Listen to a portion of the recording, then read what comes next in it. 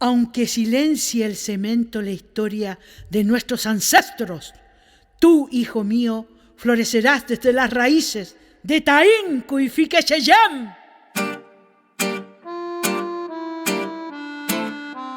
Yaupe, yaupe, yaupe, yaupe, hijo de la tierra, yaupe, yaupe, yaupe, yaupe, yaupe, yaupe, yaupe, hijo de la tierra, yaupe, yaupe, yaupe, yaupe, yaupe.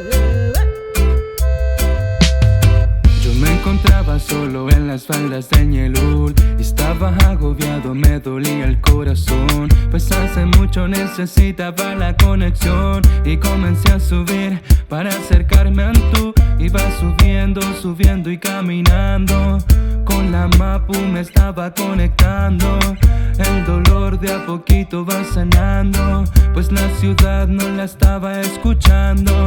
Ahora sí puedo escuchar mi interior. Quiero llenar mi alma, buscar la inspiración. Y de pronto escuché una canción de la naturaleza linda que me habló. Te he estado buscando por mucho tiempo. Tienes que defenderme, te vengo a hablar.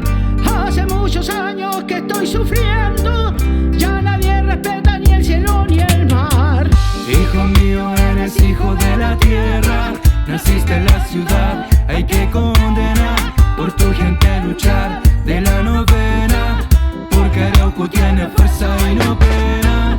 Hijo mío, eres hijo de la tierra. Naciste en la ciudad, hay que condenar. Por tu gente luchar de la novena, porque Arauco tiene fuerza y no pena.